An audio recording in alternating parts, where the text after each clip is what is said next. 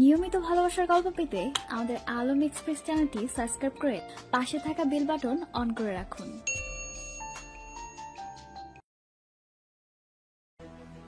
বল, তুই আমার বাবা আমাকে কেন খুন করেছিস? আমি খুন করিনি স্যার, প্লিজ আমাকে ছেড়ে দিন। আমি খুন করিনি, আমাকে শুধু টাকা দেওয়া হয়েছিল খুন করার জন্য, সেই জন্য আমি করেছি। এর বাইরে আমি কিছুই জানি না, কে আমাকে টাকা দিয়েছে এলো সেটাও জানি না। শুধুমাত্র আমাকে টাকা দিয়ে বলে দেওয়া হয়েছিল আপনার বাবা আমাকে খুন করতে, সেই জন্য আমি করেছি। হারামির বাচ্চা, তোর কত বড় সাহস! তোকে টাকা দিলে কি তুই মানুষকে মারবি? টাকার জন্য আর তোরা কি করবি? আল্লাহ তোদের শরীরে শক্তি দিয়েছে মানুষের উপকার করার জন্য, কিন্তু তোরা মানুষকে খুন করে দিস। তোদেরকে আমি কি করব? প্লিজ স্যার আমাকে ছেড়ে দিন, আমি কিছুই জানি না। আসলে আমি টাকার জন্য এরকম করেছিলাম। আজ তোর টাকা দেখি তোকে বাঁচাতে পারে কিনা। আজকে তোর এমন অবস্থা করবো যে তোর টাকা তোকে বাঁচাতে পারবে না। ওই টাকার জন্য তুই মানুষকে খুন করেছিস। আজ দেখি সেই টাকা তোকে কিভাবে বাঁচা। বলেই রাজ ছেলেটাকে গরম পানির মধ্যে ডুবিয়ে দিল। ছেলেটা চিৎকার করছে, কিন্তু রাজ তাকে ছাড়ছে না। পরে হঠাৎ করেই রাজের মনে হলো ছেলেটা তো নির্দোষ, সে শুধু টাকার জন্য এরকম করছে, কিন্তু আসল মাথাটাকে তো তারা ধরতেই পারেনি। যদি আসল লোকটাকে ধরতে পারত তাহলে হয়তো সবকিছুর সমাধান করতে পারত, কিন্তু এখন একে মেরে কোনো কিছুই সমাধান হবে না। তাই একে ছেড়ে দিয়ে বেঁধে রাখলো, এর সাথে পরে কথা বলবে। আপনারা হয়তো কিছুই বুঝতে পারছেন না, তাহলে 3 দিন আগের ঘটনা বলি। রাজ তার অফিসে বসেছিল, হঠাৎ করেই তার অ্যাসিস্ট্যান্ট এসে বলল, স্যার, আমরা খবর পেয়েছি সাকিব কিছু অস্ত্র বিদেশ থেকে নিয়ে আসবে, আমাদের সেগুলো আটকাতে হবে।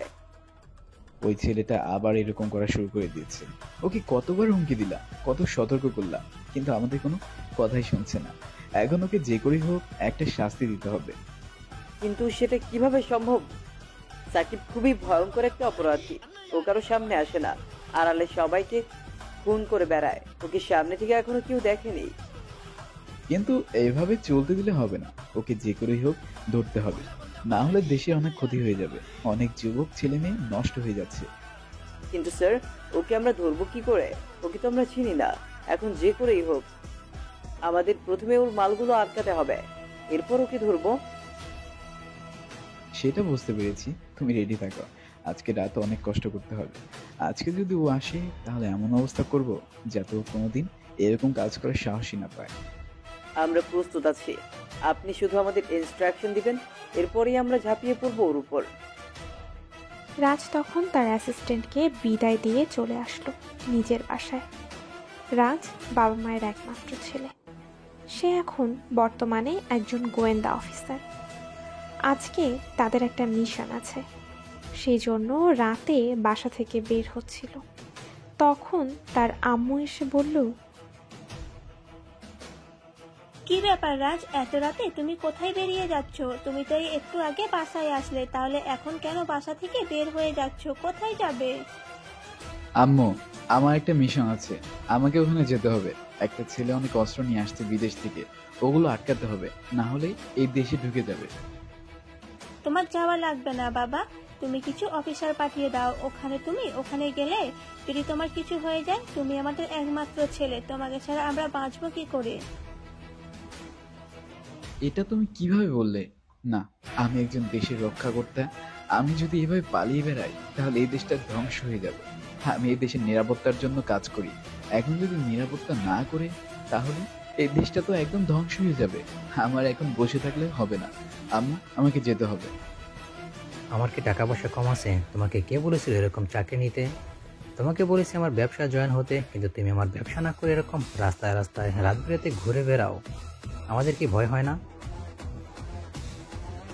বাবার এমন কথা শুনে রাজ তার বাবার দিকে তাকালো। তখন তার মা আবার রাজের পক্ষ নিয়ে বলল, ছেলেটা নিজের ইচ্ছেতে তো কিছু করতে চাইছে, এটা ওর একটা স্বপ্ন, ওর স্বপ্ন পূরণ করেছে, তুমি এতে বাধা দিচ্ছ কেন? এখন যদি ওর কিছু হয়ে যায় তাহলে কি হবে? বাবা হওয়ার কষ্ট কেউ বোঝে না, বাবা হওয়াটাও যে কষ্টের সেটা যদি ও বুঝতো তাহলেও এরকম করতো না। আমি এত কষ্ট করে এত সম্পদ জমা করলাম, সব কিছু ওর জন্য, কিন্তু ও এইগুলো নিচ্ছে না। এরকম রাস্তায় রাস্তায় ঘুরে বেড়াচ্ছে, কোন দিন কোন অপরাধী কি করে দেয় ঠিক নেই। আচ্ছা, তোমরা এসব নিয়ে কথা বলো না প্লিজ। আমাকে আমার কাজটা করতে দাও। আমাকে এখন বের হতে হবে, আমার জন্য বাইরে অপেক্ষা করছে সবাই। বলে দ্রুত বাসা থেকে বের হয়ে আসলো রাজ। সামনে থাকলে হয়তো তার বাবা মার অনেক কিছুই বলতো। তারা রাজকে নিয়ে অনেক টেনশন করে, এটা রাজও বুঝতে পারে, কিন্তু সে যে একজন দেশের আইনের কর্মকর্তা, তাকে এভাবে বসে থাকলে তো হবে না। যে করেই হোক এই দেশের মানুষের জন্য কাজ করতে হবে। রাজ দেশের মানুষের একজন সেবক, এখন যদি সে এভাবে হাত গুটিয়ে বসে থাকে তাহলে তো হবে না। তাই রাজ তাড়াতাড়ি চলে আসলো। বাইরে তার অ্যাসিস্ট্যান্ট রিফাত কিছু সদস্য নিয়ে অপেক্ষা করছে। রাজ তখন তাদের কাছে গিয়ে বলল, তোমরা কি প্রস্তুত সবাই? জি স্যার, আমরা সবসময় প্রস্তুত এই দেশের জন্য জীবন দেওয়ার জন্য। এই দেশটাকে বাঁচাতে হবে যে করেই হোক এরকম ভয়ঙ্কর অপরাধীদের হাত থেকে। আমাদের জীবন দিয়ে যদি কোনো মানুষ শান্তিতে বসবাস করতে পারে, এটাই আমাদের সার্থকতা। রাজ তখন রিফাতকে নিয়ে বেরিয়ে পড়ল। সঙ্গে তাদের কিছু কর্মকর্তা চলে আসলো একদম সীমান্ত এলাকায়। এখান থেকে রাজের বাসায় ফিরতে প্রায় 3 ঘন্টা সময় লাগবে। রাজ তখন সেখানে আসলো। এসে দেখলো অনেকগুলো ছেলে এখানে অস্ত্র পাচার করছে। রাজ তখন দৌড়ে গিয়ে তাদেরকে ধরলো। অনেক সহজেই তারা ধরা পড়ে গেল। এটা দেখে রাজের কিছুটা অবাক লাগলো। রাজ কার্টুনগুলোর কাছে গেল, গিয়ে খুলে দেখলো এখানে কোনো অস্ত্রই নেই, এখানে মাটি আর ইট ভরা। তার মানে তাদেরকে ঠকানো হয়েছে। তাদের আরও কোনো উদ্দেশ্য ছিল রাজের। তখন নিজের উপরে রাগ হচ্ছে রাজের। ভুল ইনফরমেশনে এখানে চলে এসেছে তারা, তার মানে কি তাদের জন্য অন্য কোনো বিপদ অপেক্ষা করছে? রাজ এখন ছেলেগুলোকে অ্যারেস্ট করে নিয়ে বাসায় ফিরল। বাসায় ফিরে এসে রাজ যে এত বড় একটা দুঃসংবাদ পাবে সেটা রাজ জানতো না। রাজের বাবা মাকে মেরে ঝুলিয়ে রেখেছে, তাদের মুখের ভেতরে একটা কাগজ রাখা। রাজ এটা দেখে প্রায় বেহুশ হয়ে গেছে। রাজ দৌড়ে গেল, তাদের কাছে গিয়ে মুখ থেকে কাগজটা সরালো। তখন দেখে তার বাবার মুখে রাখা কাগজে লেখা, হে রাজ, আশা করি এতক্ষণে তুমি তোমার বাবা মায়ের লাশ দেখে ফেলেছো। তাহলে তোমার জন্য রইল সমবেদনা। তুমি আমার সাথে লাগতে এসেছিলে, সেই জন্য তোমার এই অবস্থা করলাম। এটা তোমার বাবার লাশ। তুমি আমার সবচেয়ে আপনজন, আমার ভাইকে হত্যা করেছিলে। সে সামান্য একটু অন্যায় করেছিল, সেই জন্য তুমি তাকে মেরে ফেলেছিলে। এই জন্য আমি তোমার বাবাকে মেরে ফেললাম। আশা করি এতে তোমার শিক্ষা হয়ে যাবে, আর কোনোদিন আমার সাথে লাগতে আসবে না। রাজ তখন তাড়াতাড়ি করে তার মায়ের মুখে রাখা কাগজটাকে বের করলো। তাদের দুজনকে নৃশংসভাবে হত্যা করা হয়েছে। এটা দেখে রাজ কান্না করছে। তবুও তার মায়ের লাশের মুখ থেকে কাগজটা নিয়ে বের করলো, আর দেখতে পেল, রাজ, এখানে তোকে আমি তুমি করে সম্বোধন করতে পারলাম না, কারণ তুই আমার সবচেয়ে আপনজন, আমার ভালোবাসা মানুষকে হত্যা করেছিস। এখন আমি তোর সবচেয়ে প্রিয়জন, তোমার মাকে মেরে ফেললাম। এখন প্রিয়জন হারানোর কষ্ট কতটা সেটা বুঝ। আমারও খুব কষ্ট হয়েছিল সেদিন। রাজ তখন সেটা দেখে তার আব্বু আম্মুর লাশ জড়িয়ে ধরে কান্না করতে শুরু করলো। তার সবকিছু ধ্বংস হয়ে গেল। রাজ আজ থেকে প্রায় 3 মাস আগে সাকিবের বউকে মেরে ফেলেছিল, কারণ সে বিভিন্ন মেয়েকে চাকরির লোভ দেখিয়ে তাদের দিয়ে অনৈতিক ব্যবসা করিয়ে নিত। সেটা দিয়ে তারা অনেক টাকা জমিয়ে ফেলেছিল। রাজ তখন তাদেরকে শাস্তি দেওয়ার জন্য মেরে ফেলেছে বলতে রাজ তাদেরকে ধরতে গিয়েছিল। তখন সে দৌড়ে পালানোর সময় রাজ তাকে গুলি করে এবং সঙ্গে সঙ্গে সে সেখানে মারা যায়।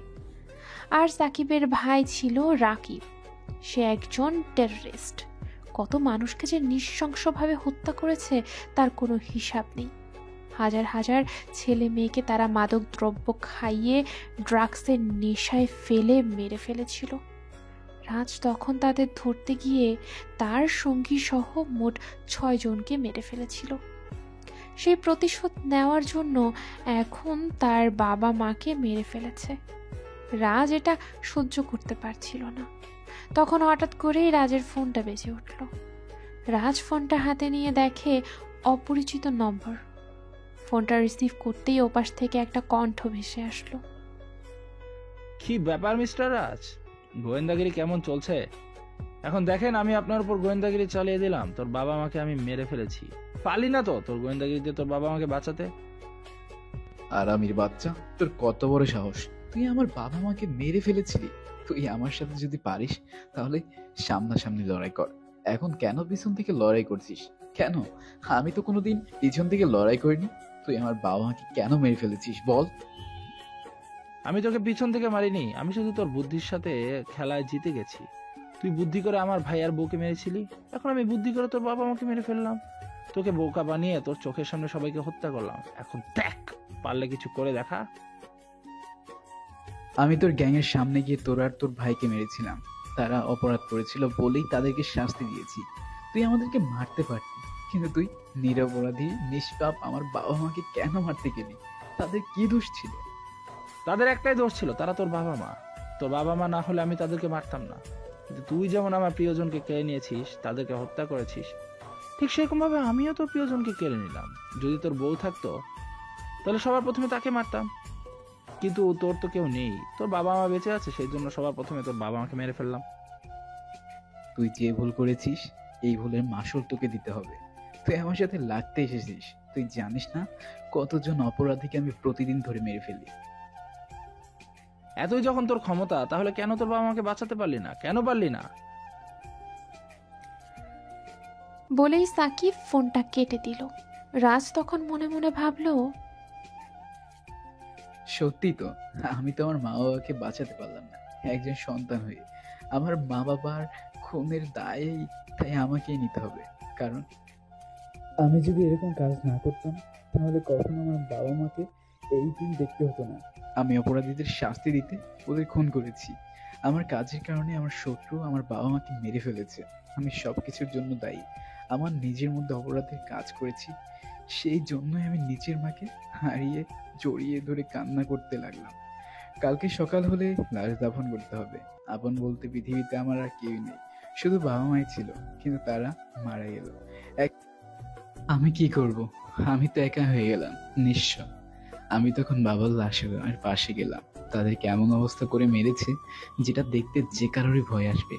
আমারও তাদের লাশের দিকে তাকাতে কষ্ট হচ্ছিল, কারণ তাদের গলায় অনেকগুলো আঘাত করা হয়েছে ছুরি দিয়ে। এই প্রত্যেকটি আঘাত যেন এখন আমার হৃদয়ে করা হচ্ছে। আমি একটা কষ্ট পাচ্ছি, এতটাই কষ্ট পাচ্ছি। আমি তখন মাকে আবার জড়িয়ে ধরে বললাম, মা গো, তুমি আমাকে সব সময় সাপোর্ট করে এসেছো। আমাকে বাবাকে নিষেধ করার পরেও হারালে তুমি আমাকে সাপোর্ট করে এসেছো। আমি জানি তুমি আমাকে কতটা ভালোবাসলে, কিন্তু হাই, আমি তো তোমাকে বাঁচাতে পারলাম না। আমার কারণে তোমাকে আজ মরতে হলো। তুমি কি আমাকে ক্ষমা করে দিবে মা?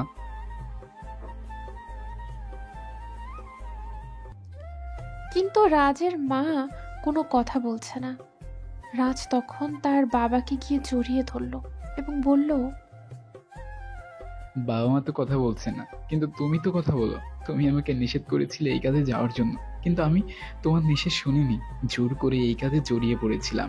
এটা আমার স্বপ্ন ছিল। তুমি আমার স্বপ্ন পূরণ কোনোদিনও বাধা দেওনি। আড়ালে থেকে শুধু আমাকে নিষেধ করে গেছো, কিন্তু সামনাসামনি কোনোদিন আমাকে বাড়তি আটকে রাখোনি। কিন্তু আমার কারণে আজ তোমাকে মরতে হলো। কিন্তু আমি কথা দিচ্ছি বাবা, আমি যতদিন না এই খুনিকে শাস্তি না দিতে পারি আমার শান্তি নেই।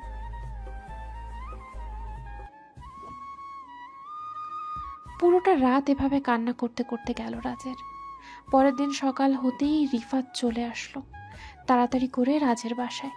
রিফাতকে জড়িয়ে ধরে কান্না করতে শুরু করলো রাজ। আপন বলতে তাদের আর কেউ নেই। রিফাতের বাড়িতেও কেউ নেই, তার বাবা মা সবাই মারা গেছেন। সে রাজের বাবা মাকে বাবা মায়ের মতোই দেখত। এখন তার আর বাবা মা মারা গেছে, রাজের বাবা মারাও মারা গেছে। সব মিলিয়ে তারা এখন একা প্রতীক হয়ে গেল।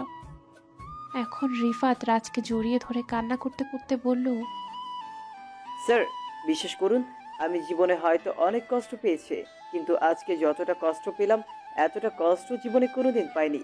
আপনার বাবা মাকে আমি নিজের বাবা মায়ের থেকেও বেশি ভালোবাসতাম। জন্মের পর বাবা মাকে দেখিনি, কিন্তু আঙ্কেল আন্টিকে পেয়ে আমি বাবা মায়ের দুঃখ ভুলে গিয়েছিলাম। কিন্তু ওই সাকিবের বাচ্চাটা ওনাদের খুন করেছে। আমি ওকে ছাড়বো না। আপনি শুধু আমাকে অর্ডার দিন, আমি আমার জীবন দিয়ে হলে ওকে শেষ করে দিব। রাজ এখন কি বলবে কিছুই বুঝতে পারছিল না। জড়িয়ে ধরল তাকে। কান্না করছে দুজন, অনেকক্ষণ ধরে কান্না করছে। এরপর রাজ রিফাতকে বলল, রিফাত, এখন শান্ত হও, কাজ করার সময়। ও বুদ্ধি করে আমাদেরকে ঠকিয়েছে। কিভাবে আমাদেরকে ভুল ইনফরমেশন দিয়েছে। এরকম যদি আমরা ভুল ইনফরমেশন যেতে থাকি তাহলে আস্তে আস্তে আমাদের হঠাৎ করে এক একজন করে সবাই চলে যাবে। তাই আমাদেরকে সঠিক তথ্য জোগাড় করতে হবে।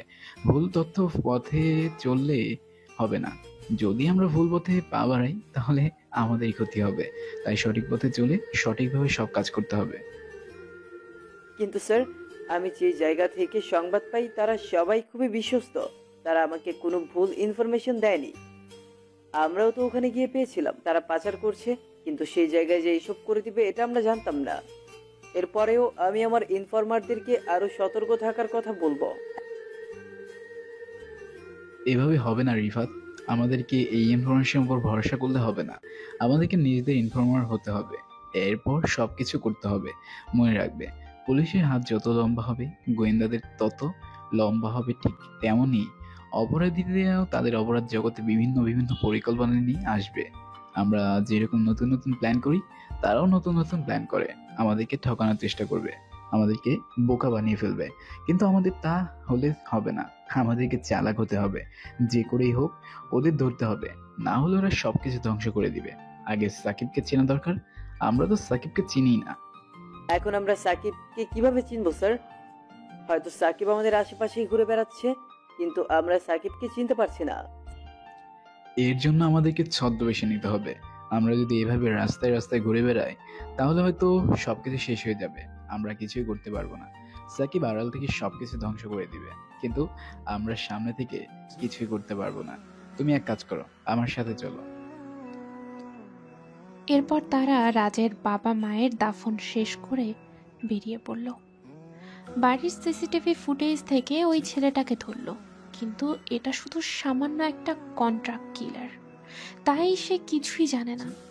তাই ওকে অ্যারেস্ট করে পুলিশের হাতে তুলে দিয়ে রাজ একটা খাদের কিনারায় চলে আসলো এবং সেখানে এসে রাজ ঝাঁপ দেওয়ার অভিনয় করলো, আর সেটা রিফাতকে ভিডিও করতে বলল। এরপর সেই ভিডিওটা রিফাতকে ইন্টারনেটে আপলোড দিতে বলল রাজ। রাজ তখন রিফাতকে সবকিছু বুঝিয়ে দিল। পরের দিন থেকে পত্রিকার হেডলাইন হয়ে গেল গোয়েন্দা অফিসার রাজ চৌধুরীর আত্মহত্যা। সবাই এটা নিয়ে বিভিন্ন রকম প্রচারণা করছে, কিন্তু রাজ রিফাতকে আরও একটা প্ল্যান বলে দিল। রিফাত তখন সবার সম্মুখে পদত্যাগের অভিনয় করল। রিফাত রাজের কাছে এসে বলল, স্যার, আপনার মাথায় কি চলছে? আমি কিছুই বুঝতে পারছি না। আমাকে পদত্যাগের কথা বললেন, আপনি আত্মহত্যার অভিনয় করলেন। সবাই তো আমাদের মৃত ভাববে, আমরা তো আর সমাজে মুখ দেখাতে পারবো না। কি হবে আপনার প্ল্যানের? কিছুই তো আমি বুঝতে পারছি না। রিফাত, তুমি আমাকে ভুল বোঝো না। আমি যেরকম করছি সেরকমই করো। আমি তোমার ভালোর জন্য এসব করছি। এখন তোমার কাছে সম্ভবত একটা ফোন আসবে। তোমার কাছে সাকিব ফোন করবে। আমি নিশ্চিত তোমার পদত্যাগের কারণ জানতে চাইবে। তখন তুমি আমার শেখানো কথাগুলোই বলবে। বলতে না বলতেই সাকিব রিফাতকে কল করলো। রিফাত ফোনটা ধরে অনেক ভয় পাচ্ছিল। তখন সাকিব রিফাতকে বলল, আমি বলেছিলাম তোর বসকে সবকিছু বাদ দিয়ে যাতে আমার সাথে না লাগতে, কিন্তু সে আমার কথা না শুনে যুদ্ধ করতে এসেছিল। এখন দেখ তোদের অবস্থা কি হলো। একজন মারা গেছে তো আরেকজন ইচ্ছা করে পদত্যাগ করে নিচ্ছে। তোর এসবের কারণ কি আমরা তো কিছুই বুঝতে পারছি না। দেখো ভাই, আমার একমাত্র অবলম্বন ছিলেন আমার বস, কিন্তু উনি তো আত্মহত্যা করলেন ওনার বাবা মায়ের মৃত্যুর শোক সহ্য করতে না পেরে। কিন্তু আমার যখন সবকিছু শেষ হয়ে গেছে, আমি এইসব কাজ করে কোনো লাভ নেই। যেখানে আমার বস আর নেই সেখানে আমি কাজ করে আর কি লাভ? কোনদিন আমার জীবন চলে যায় এটা জানি না। এই জন্য আমি আজ থেকে সতর্ক হয়ে গেলাম। খুব ভালো করেছিস, তোর বুদ্ধি ভালো আছে, তুই জীবনে সফল হতে পারবি। একটা মাথা মোটার জন্য আমার সাথে লাগতে এসেছিলি। আমার সাথে যে লাগতে আসে সেই ধ্বংস হয়ে যায়, এটা সুনিশ্চিত। রাজ তখন রিফাতকে কথা চালিয়ে যাওয়ার জন্য বলল। এদিকে রাজ ওর ফোনে লোকেশন ট্র্যাক করার জন্য 2 জন লোককে সিলেক্ট করে রেখেছিল। তারা লোকেশন সিলেক্ট করে রেখেছে, এখন তাদের লোকেশন অনুযায়ী যেতে হবে। কিন্তু তার লোকেশন প্রতি মুহূর্তে পরিবর্তন হয়, সেজন্য তারা অনেকবার তাদের লোকেশন ধরার চেষ্টা করলেও কোনো সময় পারেনি। আজকে তাদেরকে যে করেই হোক লোকেশন ট্র্যাক করতেই হবে, এরপর ওই লোকেশন অনুযায়ী গিয়ে ওকে ধরে ফেলবে। রিফাত তখন কথা চালিয়ে যাচ্ছে। সাকিব তখন বলল, তোকে আমি একটা সুযোগ দিতে চাই, যদি তোর ভালো লাগে তাহলে আমার সাথে কাজ করতে পারিস, আমি তোকে অনেক টাকা দিব। কিন্তু কথা হচ্ছে তুই আমার সাথে বেইমানি করবি না। আমার মনে হচ্ছে তুই ভালো হয়ে গেছিস। যদি তুই বেইমানি না করিস, আমার সাথে সততার সাথে কাজ করিস, তাহলে তুই ওই চাকরি করে যা সামান্য বেতন পেতি তার থেকে কয়েক হাজার গুণ বেশি টাকা আমি তোকে দেবো। কিন্তু আমি তো একজন দেশের সেবক, আমি কিভাবে দেশের সাথে বিশ্বাসঘাতকতা করতে পারি? এই দেশের জন্য আমার জীবনকে উৎসর্গ করেছি, এখন এই দেশের সাথে আমি বেইমানি করব? আরে কিসের দেশ? যে দেশ তোমাকে শান্তিতে বাঁচতে দিল না, যে দেশের জন্য তুমি এত কিছু করলে কিন্তু শেষে তোমাকে পদত্যাগ করতে হলো, সে দেশ দিয়ে কি করবে? তাও ঠিক, আমাকে ভেবে দেখতে হবে। যদি আমি ভেবে পাই যে তোমার সাথে কাজ করা দরকার, তাহলে কাজ করার জন্য রাজি হব। কিন্তু আমি যে তোমার সাথে কাজ করব, তোমাকে আমি কিভাবে খুঁজে পাবো? সাকিবকে কোনোদিনও খুঁজে পাওয়া সম্ভব নয়। সাকিব সবার আড়ালে থাকে, সবার আড়ালে থেকে কাজ করে। সেজন্য আমার কর্মীদের সাথে তুই কাজ করবি, ওদিন আমাকে দেখতে পাবি না। কিন্তু তোমার এরকম কাজের কারণ কি? সবার সামনে এসেও তো কাজ করতে পারো। তোমার কি কোনো হাইডেন তথ্য আছে, সেই জন্য তুমি কাজ করছো? একদম চালাকি করার চেষ্টা করবি না। তুই কি করতে চাচ্ছিস আমার সাথে? সব ইনফরমেশন বের করে নেওয়ার চেষ্টা করছিস, কিন্তু শুনে রাখ, আমার কাছ থেকে কোনো ইনফরমেশন বের করা এত সহজ নয়। আমি তোদের মতো এত বোকা নই। আমি গোয়েন্দাগিরি ছেড়ে দিয়েছি, তাই এইসব ইনফরমেশন দিয়ে আমার কোনো লাভ হবে না। আমি এমনি জিজ্ঞেস করলাম, কৌতূহল থেকে। তোর যদি ইচ্ছা হয় কাজ করার, তাহলে কাজ করার জন্য আসতে পারিস। যদি না করিস, কাজ করবি না, তাহলে এসব কথা বলে কোনো লাভ নেই। এখন ফোন রাখছি। বলেই ফোনটা রেখে দিল সাকিব। ওদিকে রাজ এতক্ষণে একটা লোকেশন পেয়ে গেছে, কিন্তু লোকেশনটা দেখে রাজের অনেকটা অদ্ভুত লাগলো, কারণ এটা একটা গ্রামের এলাকা যেখানে কোনো মানুষের পক্ষে এত ভয়ঙ্করভাবে কাজ করা সম্ভব নয়।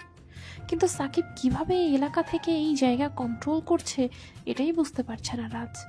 এত দূর থেকে এরকম দূরের একটা জায়গা কন্ট্রোল করা তো প্রায় অসম্ভব ব্যাপার। কিন্তু তাদের যখন লোকেশন সেখানে পেয়েছে, তাহলে সেখানেই যেতে হবে রাজকে।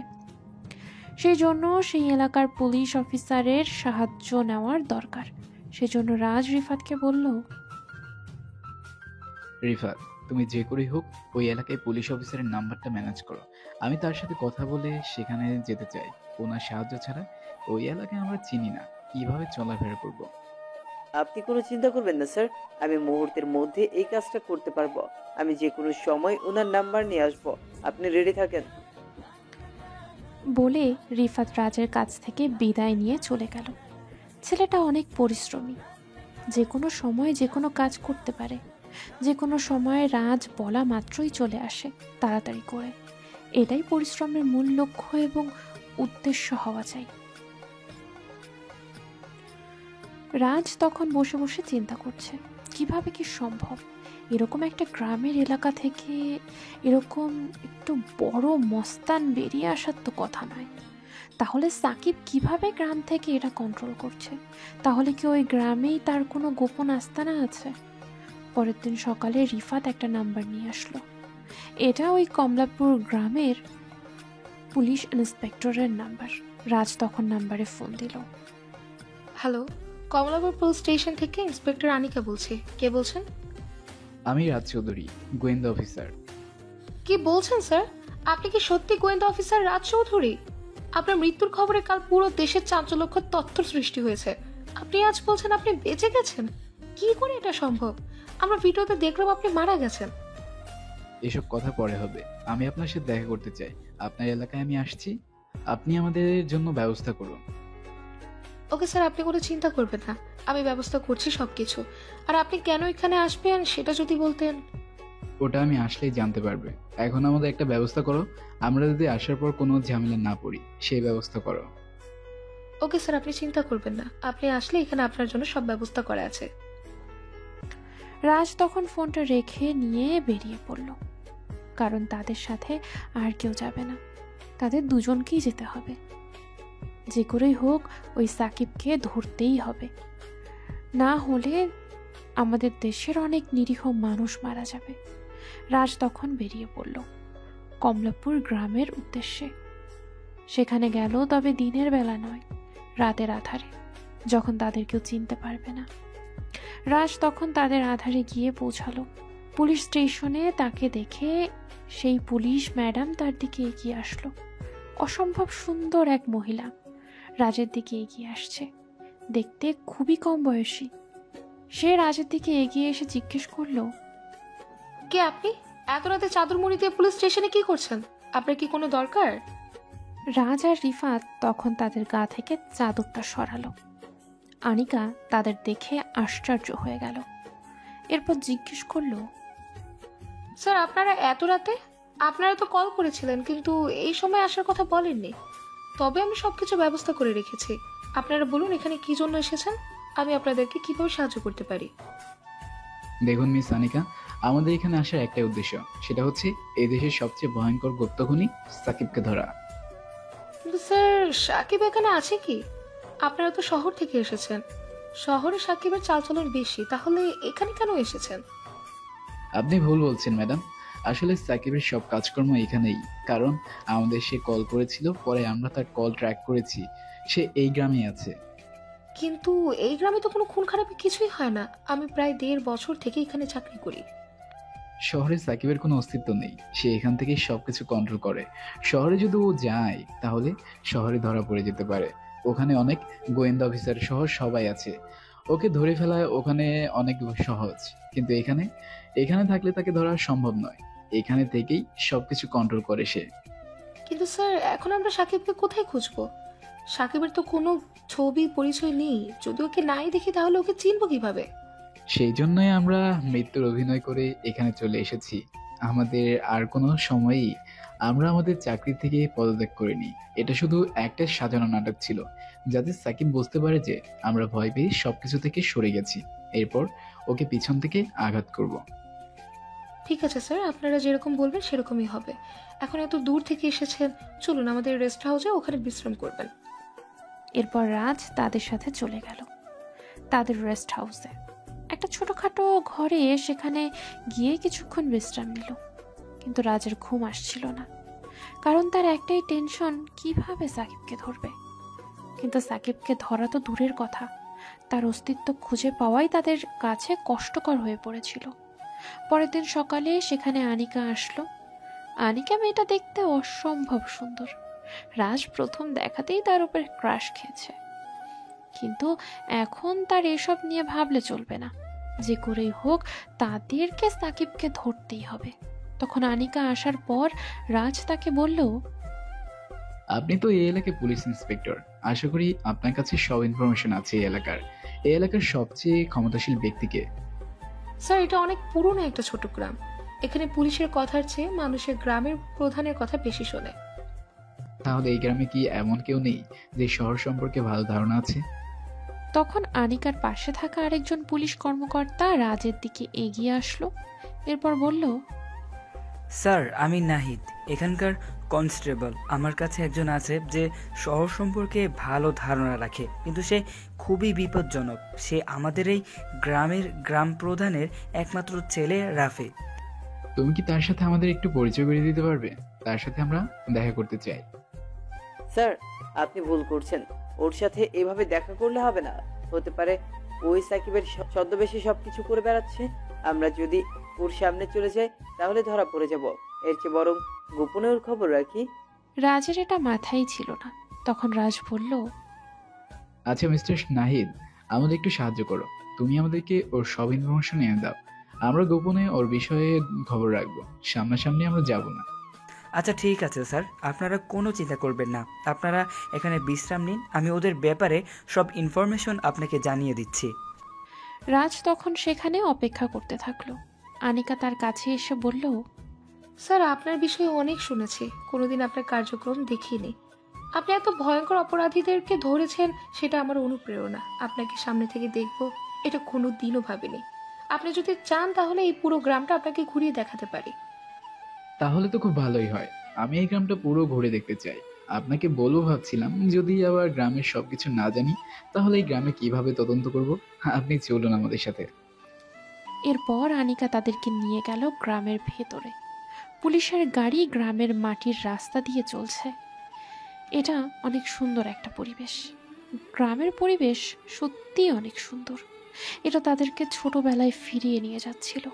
ছোটবেলায় রাজ গ্রামে এসেছিল একবার, এরপরে আর কোনো দিনেও গ্রামে আসা হয়নি তার।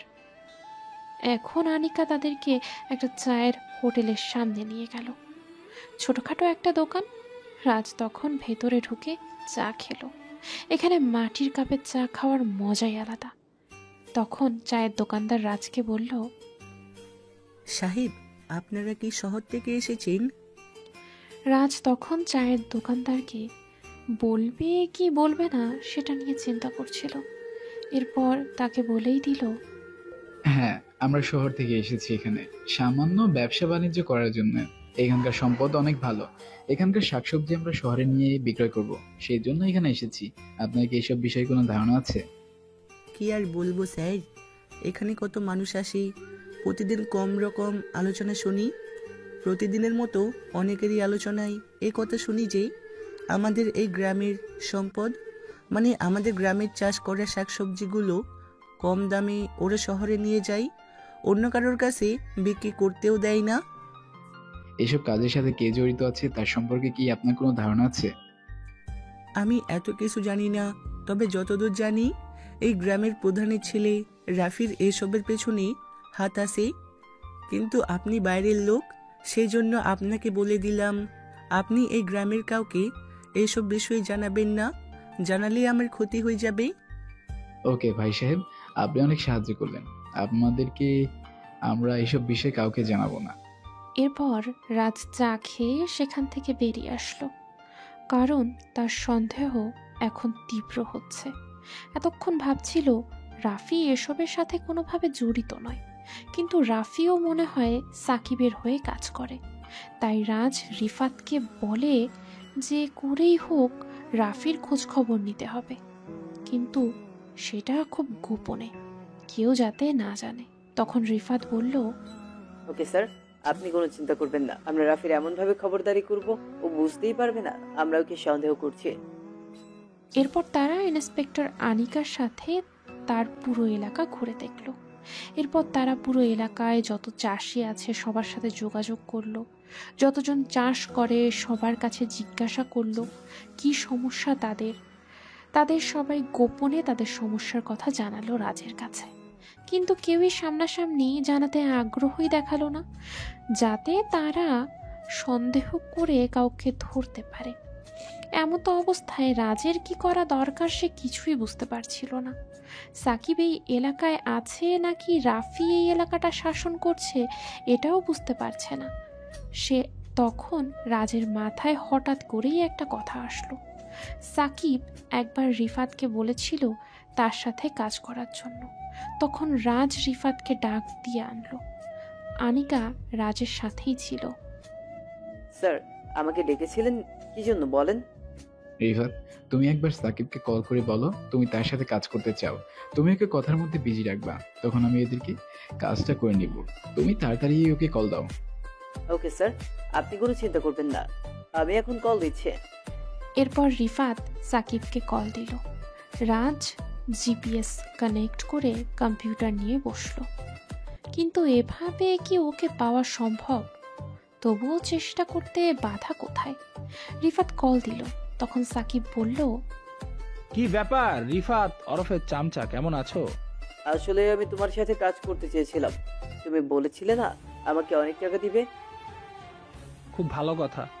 তুই এখন কোথায় তুই?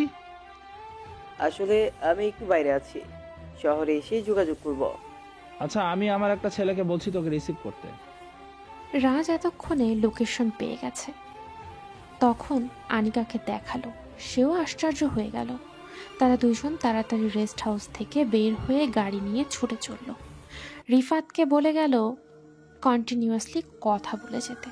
রিফাত কথা বলেই যাচ্ছে, তারা লোকেশন যেখানে সেখানেই আসলো, অপরাধীকে দেখে অবাক হয়ে গেল। এই তাহলে সবকিছুর মূল। আনিকা মারতে চাইল, কিন্তু রাজ বাধা দিয়ে ফিরিয়ে নিয়ে আসলো। দুইজন গাড়িতে বসে আছে। তখন আনিকা বলল, ওকে সামনে পেয়েও কেন ধরলেন না স্যার? আমার তো ইচ্ছে করছে এখনই মেরে ফেলি। আমাদের এভাবে মাথা গরম করলে চলবে না। সবাই যাতে বোঝে আমরা কিছুই জানি না। কারণ এখন হয়তো সাকিবকে ধরবো, কিন্তু ওর গুন্ডারা পুরো শহর গ্রাম মাঝখানে জুড়ে আছে। আগে ওদের শেষ করতে হবে। একটা বুদ্ধি খাটিয়ে কাজ করলে সফল হওয়া সম্ভব। সরি স্যার, এই বিষয়টা আমার মাথায় আসেনি। সব সময় সব বিষয়ে সবার মাথায় আসবে এটা তো কথা নয়। আচ্ছা, আপনার পরিবারে কে কে আছেন? আসলে স্যার, আমার আব্বু আম্মু মারা গেছেন অনেক আগে। ছোট একটা ভাই ছিল, যে 1 বছর আগে করোনায় মারা গেছে। বলে আনিকা প্রায় কান্না করে দিচ্ছিল। রাজ এটা দেখে অনেক কষ্ট পেল। আনিকা অনেক কষ্টে কান্না চাপিয়ে রেখেছে।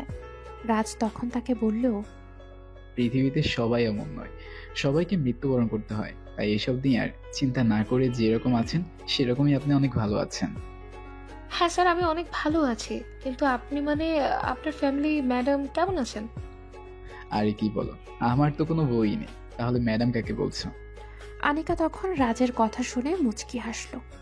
তাহলে আনিকা একটা চান্স নিতেই পারে। আনিকা রাজকে দেখে অনেক পছন্দ করেছে। অনেক দিন ভাবছে তাকে সামনে থেকে দেখবে, কিন্তু কোনোদিন দেখেনি। কোনোদিন ভাবেওনি তার সাথে সামনাসামনি দেখা হয়ে যাবে।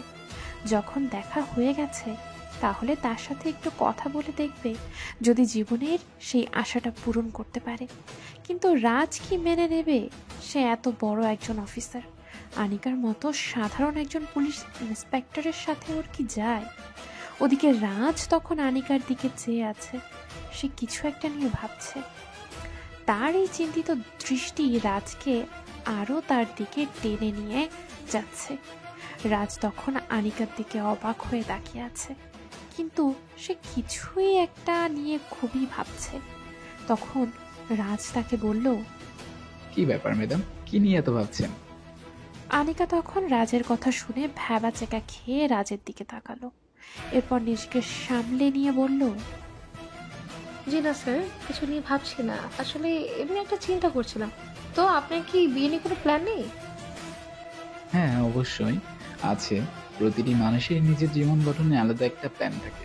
আমারও আছে, কিন্তু এখন আমার একটা উদ্দেশ্য, যতদিন না সাকিবকে ধরতে পারছি ততদিন আমি এইসব বিষয়ে ভাবতে চাই না।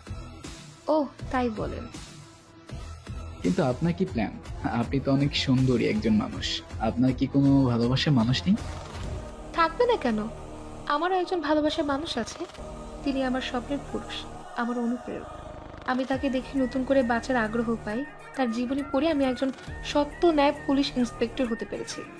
রাজ তখন আনিকার কথা শুনে কিছুটা কষ্ট পেল। রাজ তার সাথে আকৃষ্ট হয়ে পড়েছে। এখন সে বলছে তার ভালোবাসার মানুষ আছে, তার ভালোবাসার মানুষটাকে রাজ দেখতে চায়। কিন্তু এখন এসব নিয়ে ভাবলে চলবে না। রাজের জীবনে এখনো পড়ে আছে। তাই আনিকাকে বলল, এইসব নিয়ে পরে কথা বলা যাবে, এখন চলুন আমাদেরকে রাফির কাছে যেতে হবে। যে করে হোক গ্রাম প্রধানকে বোঝাতে হবে এইসব খারাপ কাজ সম্পর্কে। ঠিক আছে স্যার, চলুন। আমি তখন তার সাথে চলছি। এই কয়েকদিনে যতটা বুঝেছি, তিনি কাজের ব্যাপারে অনেক সতর্ক, কাজ ছাড়া কিছুই বোঝেন না। এরকম কর্মে একজন মানুষকে নিজের জীবনের সাথী হিসেবে চেয়েছি সারা জীবন, কিন্তু তাকে কি আমি আমার জীবনের সাথে মানিয়ে নিতে পারবো? সে কি আমাকে ভালোবাসবে কোনোদিন? সে এত বড় একজন মানুষ, কত ছেলে মেয়ে তার জন্য পাগল, কিন্তু আমি কি চেষ্টা করব? চেষ্টা করতে তো কোনো বাধা নেই, আমি চেষ্টা করব। যদি তার মন মতো হতে পারি তাহলে। রাজ তখন চলে গেল তাদের রেস্ট হাউসে। সেখানে গিয়ে রিফাতকে নিয়ে চলে গেল গ্রাম প্রধানের কাছে। গ্রাম প্রধান তাকে দেখে এগিয়ে আসলেন। এসে বললেন, কি ব্যাপার সাহেব, আপনাকে দেখে তো মনে হচ্ছে না আগে কখনো এই গ্রামে দেখেছি। আর পুলিশ ম্যাডামের সঙ্গে আপনি এখানে, কি খবর পুলিশ ম্যাডাম? আসলে গ্রাম প্রধান সাহেব ইনি শহর থেকে এসেছেন, অনেক বড় একজন আইনি কর্মকর্তা। উনি আপনার সাথে কিছু কথা বলতে চান। আমাদের মতো এত ছোট একটা গ্রামে ওনার মতো এত বড় অফিসার কেন আসলেন? আমার সাথে আবার কি দরকার? বলুন সাহেব, আপনাকে কিভাবে সাহায্য করতে পারি? দেখুন গ্রাম প্রধান সাহেব, আপনি একজন নেতা, আপনাকে কিভাবে যে বলবো কথাটা, আপনি কথাটা একটু ভেবে দেখবেন। সবারই নিরাপদভাবে নিজের ব্যবসা চালিয়ে যাওয়ার অধিকার আছে, কিন্তু আপনার ছেলে মানে মিস্টার রাফি গ্রামের গরিব কৃষকদের সম্পদ, মানে তাদের চাষকৃত ফসল শহরের মানুষদের কাছে বিক্রি করছে, কিন্তু গ্রামের মানুষ তাদের উপযুক্ত মূল্যই পাচ্ছে না। তাদেরকে কম টাকা দিয়ে আপনার ছেলে বেশি টাকায় সেগুলো বিক্রি করছে। এটা কিন্তু ঠিক না। সে ব্যবসা করবে, এটা ভালো কথা, কিন্তু কম লাভে ব্যবসা করবে যাতে কৃষকরা তাদের মূল্য পায়। এরপর যা লাভ হবে সেটা যেন আপনার ছেলেকে নিতে বলেন। এই জন্য এসেছি। কি বলছেন সাহেব? আমার জানা মতে আমার ছেলে তো এসবের সঙ্গে জড়িত থাকার কথা নয়। আমি যতদূর জানি আমার ছেলে পড়াশোনা করে, এসব নিয়ে তো ওর কোনো মাথা ব্যথা নেই। আমি জানি গ্রাম প্রধান সাহেব, আপনি এসবে কিছুই জানেন না, কিন্তু আপনার ছেলে আড়ালের সবার কাছে ফসল নিয়ে সেগুলো শহরে বিক্রি করছে, কিন্তু আপনাকে ভয় পেয়ে গ্রামের মানুষ কেউ কিছু বলতে পারছে না। আপনার কাছে আপনি এই বিষয়টা দেখবেন। আপনি একটু অপেক্ষা করুন সাহেব, আমি আমার ছেলেকে ডেকে নিয়ে আসছি, ও ঘরেই আছে। এরপর গ্রাম প্রধান সাহেব ভেতরে গেলেন, গিয়ে রাফিকে ডেকে নিয়ে আসলেন। রাফি আসার পর রাজকে দেখে অবাক হয়ে গেল। রাজ এখানে কিভাবে এসেছে সেটা রাফি জানতে চাইছে। রাজ তখন তাকে বলল, অবাক হওয়ার কিছু নেই রাফি, আমি বেঁচে আছি এবং এখানে এসেছি। আমি জানি তুমি আমার বিষয়ে অনেক কিছুই জানো, কিন্তু মনে রেখো, সঠিকভাবে ব্যবসা করো, এতে তোমার যা লাভ হবে তা দিয়েই তুমি ভালোভাবে চলতে পারবে। আর তোমার বাবার সম্মানের দিক দিয়ে তোমাকে অ্যারেস্ট করলাম না, না হলে আজই তোমাকে গ্রেপ্তার করে বন্দি করতাম। সাহেব, আমার ভুল হয়ে গেছে, আমি আর কোনোদিন এই কাজ করব না। আমি এই কৃষকদের তাদের উপযুক্ত মূল্য দিয়ে তারপর ব্যবসা করব। আমি ভাবতেই পারছি না রাফি, আমি তোমাকে পড়াশোনা করিয়েছি ভালো কাজ করার জন্য। আমি এই গ্রামের শান্তি রক্ষার জন্য কাজ করি, আর তুমি আমার ছেলে হয়ে সাধারণ কৃষকদেরকে ঠকিয়েছো। আব্বা, আমার ভুল হয়ে গেছে, আমি ভুল করে ফেলেছি, আমাকে ক্ষমা করে দিন। আমি আর কোনোদিন এরকম কাজ করব না, বিশ্বাস করুন আমাকে। না, আমি আর তোকে বিশ্বাস করতে পারবো না। তুই আমার ছেলে হয়ে আমাকে ঠকিয়েছিস, এই গ্রামের লোকদেরকে ঠকিয়েছিস। এই গ্রামের মানুষদেরকে সহজ সরল পেয়ে তাদের ফসলকে তুই শহরের মানুষের কাছে বিক্রি করে দিচ্ছিস, তাদেরকে ঠকিয়ে। আর শহরের মানুষ এসে আমাকে কথা শোনাচ্ছে। আমি এই জন্য তোকে পড়াশোনা করিয়েছি। আজই তুই আমার বাড়ি থেকে বেরিয়ে যা। বাবা, আমার ভুল হয়ে গেছে, আমি কথা দিচ্ছি আর কোনোদিন এরকম কাজ করব না। আমাকে বাড়ি থেকে বের করে দিবেন না। সাহেব, আপনি ওনাকে একটু বোঝান, আমি আর এই কাজ কোনোদিন করব না। আচ্ছা গ্রাম প্রধান সাহেব, ওকে এবারের মতো মাফ করে দিন। ও যদি আরেকবার এরকম কাজ করে তাহলে উপযুক্ত শাস্তি দিবেন, কিন্তু এখন যখন চাইছে মাফ, একবার ওকে ভুলের মাসুল করার সুযোগ দিতে আমরা বাধ্য থাকতে হবে। শুধু আপনি বলছেন বলে আজকের মতো ওকে ছেড়ে দিলাম সাহেব, কিন্তু এরপর যদি ও এরকম কাজ করে তাহলে এই গ্রাম থেকে ওকে আমি বের করে দেব। এই গ্রামে কেউ এরকম কাজ করে ঠাঁই পাবে না। ঠিক আছে গ্রাম প্রধান সাহেব, আপনাকে অনেক ধন্যবাদ আমাদের কথা শোনার জন্য। আমি এখন যাই, আমাদের আরো কাজ আছে, করতে হবে। কি বলছেন সাহেব? আপনি আমাদের গ্রামের অতিথি, আপনি এখানে এসছেন খালি মুখে কিছুতেই যেতে পারেন না। এই গ্রামের মানুষের একটা ইজ্জত আছে, আপনি এখানেই চা নাস্তা করে তারপর যাবেন। না না না গ্রাম প্রধান সাহেব, এরকম কি করে হয়? আমার এখন অনেক কাজ বাকি আছে, আমাকে এখন যেতে হবে অনেক দূরে। আমি আপনার কোনো কথাই শুনতে চাই না। গ্রামের মানুষজন শহরের মানুষের মতো না হলেও এখানকার মানুষ মানুষকে আপ্যায়ন করতে জানে। আপনি এখানে না খেয়ে গেলে কিন্তু আমরা অনেক রাগ করব। রাজ তখন গ্রাম প্রধানের কথা শুনে আর না করতে পারল না, তার ঘরের ভিতরে ঢুকলো। গ্রামের পরিবেশটা অনেক সুন্দর, মানুষগুলো অনেক সহজ সরল, তারা মানুষকে অনেক তাড়াতাড়ি আপন করে নিতে পারে। এরপর ওখানে খাওয়া দাওয়া করে বিকেলের দিকে বেরিয়ে পড়লো তারা সবাই। রিফাত রাজের কাছ থেকে বিদায় নিয়ে চলে গেল। তখন রাজ আর আনিকা হাঁটছে নদীর পাড় দিয়ে। আজকে গাড়ি নিয়ে আসেনি। নদীর পানিগুলো দেখতে অনেক সুন্দর। এটার জন্য আবার অনুমতি নিতে হয় নাকি? আচ্ছা স্যার, আপনার কাছে ভালোবাসা মানেটা কি? ভালোবাসা কি? তপ্ত মরু বালু শিখা। ভালোবাসা কি?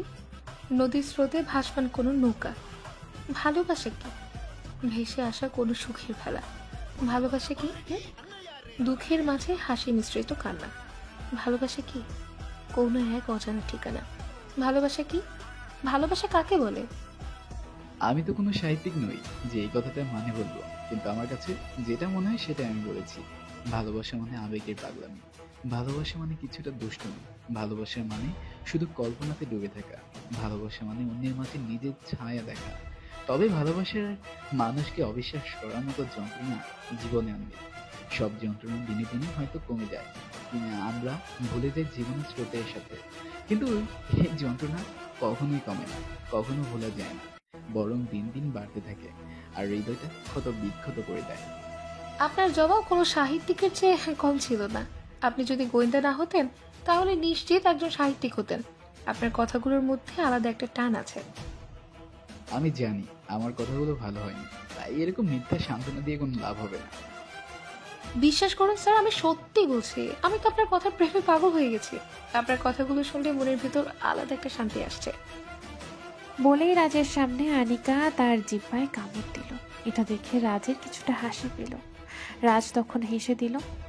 তখন আনিকা রাজের দিকে অপলক দৃষ্টিতে তাকিয়ে আছে। আনিকা তখন মুখ ফসকে কথাটা বলে ফেলেছে, কিন্তু রাজ তার দিকে তাকিয়ে হাসছে। তার হাসিটা অনেক সুন্দর। আনিকা রাজের হাসির দিকে তাকিয়ে আছে আর মনে মনে বলছে, তার এই মুখটা যদি চিরদিন দেখতে পেতাম তাহলে কত ভালো হতো। তখন তাকে বলবো কি বলবো না বিশাল এক ঝামেলায় পড়ে গেছিলাম। তখন সে আমাকে বলল, আচ্ছা এসব বিষয় নিয়ে পরে আলোচনা হবে, এখন চলো তোমার পুলিশ স্টেশনে যাব। সরি তুমি করে বলে ফেললাম, আশা করি তুমি আমার চেয়ে বয়সে বেশি বড় হবে না। আরে কি বলছেন স্যার, আপনি আমাকে তুমি করে বলতে পারেন। আপনি আমার সিনিয়র, তাই তুমি করে বলি আমি বেশি খুশি হব। আচ্ছা ঠিক আছে, আজকে থেকে তোমাকে তুমি করেই বলবো। এখন চলো তাড়াতাড়ি তোমার পুলিশ স্টেশনে যেতে হবে। রাজ তখন আনিকার সাথে পুলিশ স্টেশনে গেল। গিয়ে দেখলো রাফি সেখান থেকে বেরিয়ে যাচ্ছে। রাজ কিছুই বুঝতে পারল না, তবে তার যেটা আন্দাজ ছিল সেটাই হয়েছে। রাফি কোনো দিনও ভালো হবে না। সে হয়তো পুলিশ স্টেশনে তার বসের সাথে দেখা করতে এসেছিল। রাফি, রাজ এবং তার সবাইকে নিজের বাসায় রেখে চলে এসেছিল তার বসের সাথে দেখা করতে। আর বস সাকিব এখানেই আছে।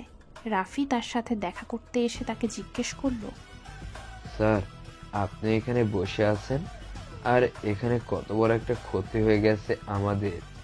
গোয়েন্দা রাজ এখানে চলে এসেছে, সে এখনো বেঁচে আছে। তুমি আমাকে এত বোকা ভেবো না রাফি, আমি জানি রিফাত আর রাজ এখানে চলে এসেছে। তারা মিথ্যা অভিনয় করছে, সবকিছুর খবরই আমি পেয়েছি। যদি মাথায় বুদ্ধি না থাকতো তাহলে কি এতদিন এই এলাকায় বসে শহর শাসন করতে পারতাম? কেউ কি কোনোদিন ভেবেছিল এই গ্রামে বসে পুরো শহরটা আমার কন্ট্রোলে থাকবে? পুরো শহরটা আমি কন্ট্রোলে রেখেছি শুধুমাত্র এই গ্রামে বসে। এই ছোট্ট গ্রামটিকে কি কেউ কোনোদিন সন্দেহ করতো? কিন্তু এই রাজের বাচ্চা এটা সন্দেহ করে ফেলেছে, এখনো শেষ হয়ে যাবে। স্যার আমার খুব ভয় হচ্ছে ওই রাজকে।